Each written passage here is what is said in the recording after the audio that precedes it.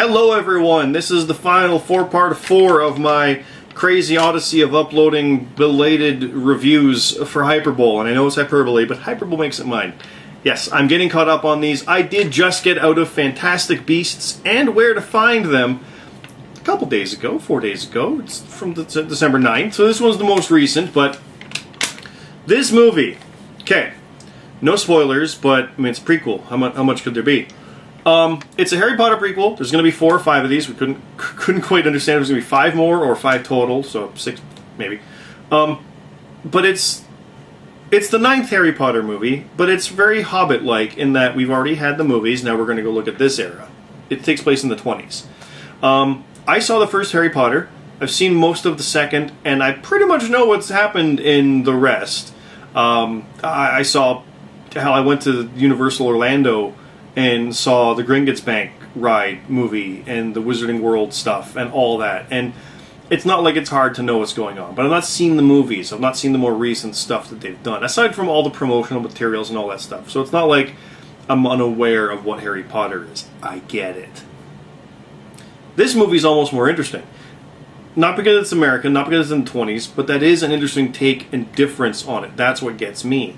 What it is, though, is it's about this British mazoologist, not the zoologist, but mazoologist. I call him an entomologist, but that's more bugs. But it's basically the guy who wrote the book, Fantastic Beasts and Where to Find Them. Harry Potter has that textbook.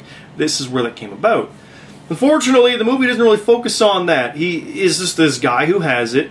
His whole goal is to, like, return one, and yet gets wrapped up in all this other stuff that is not what his goal is.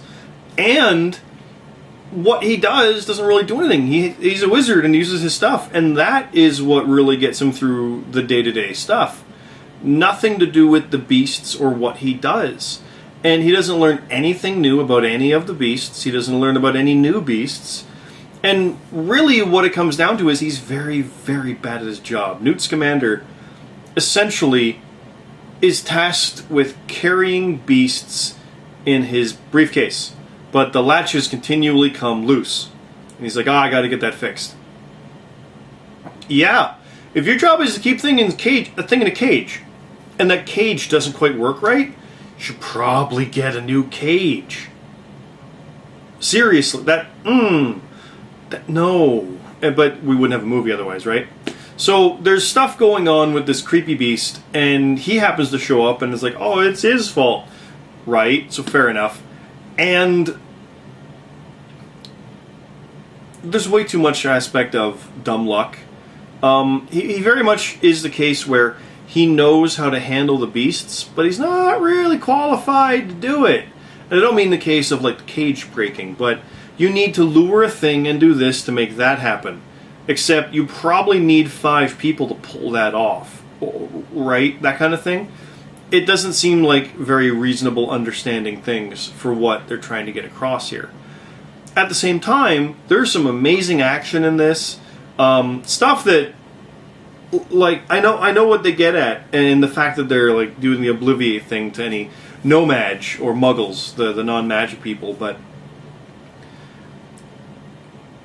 the saying is always, you know, just wave a magic wand and everything's better. You don't want to do that in your movie, and they kind of do. That's how they kind of treat things. Very much like a neuralizer in Men in Black. But it's just, we're fine now. Now I get it. You can't have things exposed because you've got 8 movies coming up in 80 years.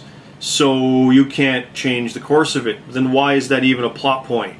Because we know it's not going to be a thing, right? So there's that.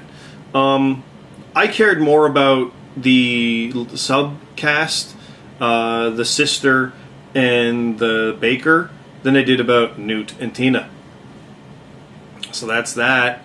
They're all right, but everything seems so extreme too. Like there's at one point going to be an execution, and it's this literal disintegrating floor while you're in this other state of happiness, oblivious to it. That's messed up. So yeah, there's that. I know people, Matt Zion especially, hates the aspect of like you're supposed to know everything that's going on. I didn't feel any of that was any kind of problem.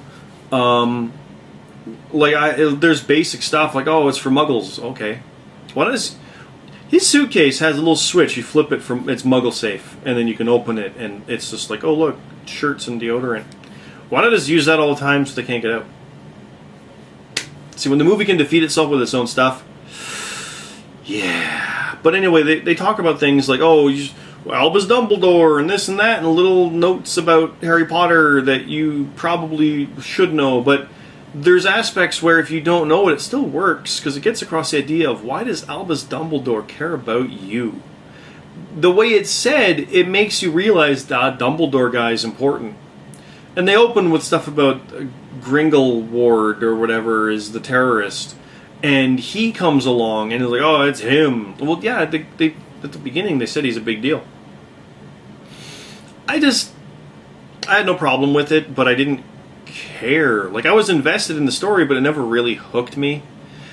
And all in all, instead of about being the adventures of this guy who's good at capturing beasts, and where to find them, instead it's this pseudo-modern terrorist plot about the magic users and terrorism. And I just wanted a movie about a guy who literally fantastic beasts and where to find them. Not guy who knows that ends up in New York and has stupid adventures. Yeah. I enjoyed it. It was worth seeing on the big screen, absolutely. Didn't see it in 3D, didn't even realize that until afterwards. It would have been fine in 3D. Some of the visuals and the action scenes would have been great, so there's that. But there's lots of just talking and stuff. It wouldn't have mattered, so 3D is not important. Absolutely worth seeing. Worthwhile in the theater. Like, I went in, like I said, not caring at all, and I'm like, that's alright. I don't regret seeing it whatsoever, so there's that. I don't plan to buy the Blu-ray or the DVD or anything, because I'm not invested in any of it whatsoever. I've seen it. Done. So there's your review. That's it. Next up will be Rogue One. I'm going to see that Friday night and record it, and then go to bed and get up for a 6 or 7 something a.m. flight. So that one's going to be interesting to just shove on the internet right away. But these ones I want to have staggered out, so you'll probably see that first already and know what I think of Rogue One. But thanks for watching. Do check out everything on Cyclops Scott here on YouTube. GuiltyPleasureCinema.com. That is the website. It's also Facebook and Twitter, all that fun stuff. Happy holidays, Merry Christmas. See you in the new year, and yeah, hopefully more GPC stuff. I've been writing a lot, so we'll see what comes of that. See you next time.